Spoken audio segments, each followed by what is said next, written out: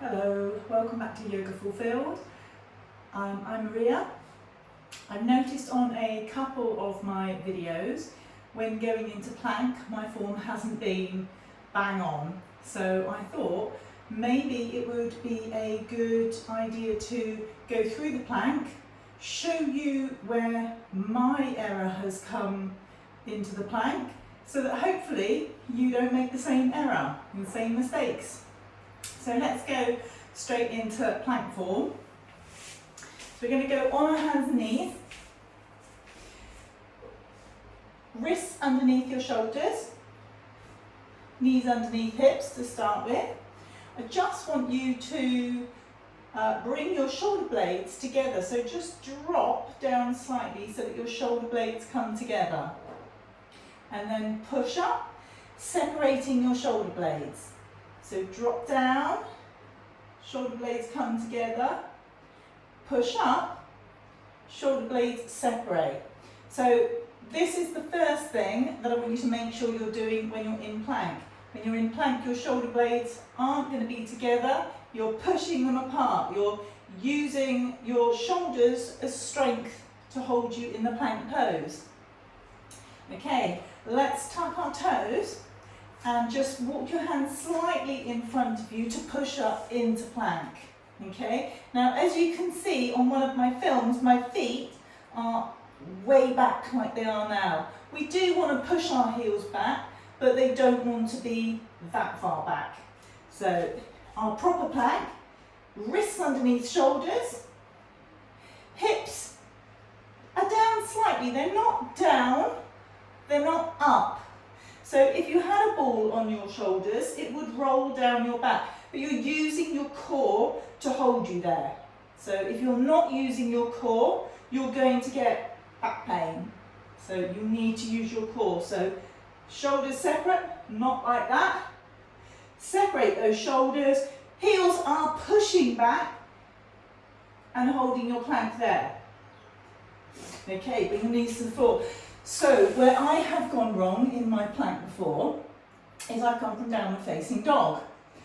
And you might have noticed I'm quite tall. So when I reach up to the ceiling in this room, my fingers actually touch the ceiling.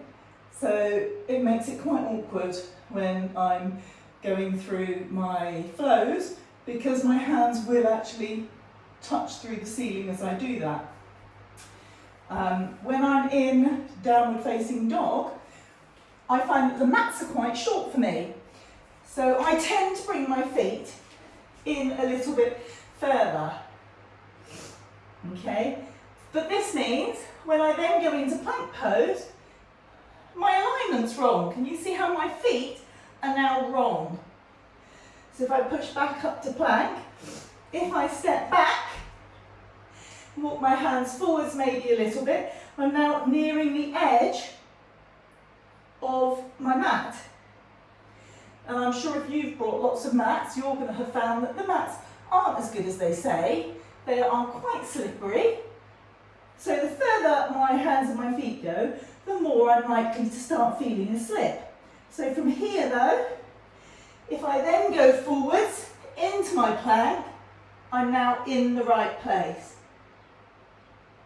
My shoulders are apart, my head, my eyes are forwards. I'm lengthening through my neck because that's an extension of my spine. And then back into downward facing dog. Knees to the floor. Okay, what you might find is that a full plank is a little bit challenging for you at the moment. So you can adjust. Come on your hands and knees. Cross your ankles or just put your toes together, either spine. Walk your hands slightly forward and you can go into your plank from here. So nice, easy plank. So you're doing the same things. You're pushing your shoulders, your shoulder blades apart, holding your plank here.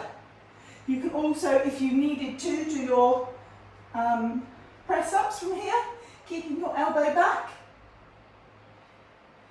And then you can also do a forearm plank, which if you've got carpal tunnel, it's really good to come off of your wrists. So you could do a forearm plank.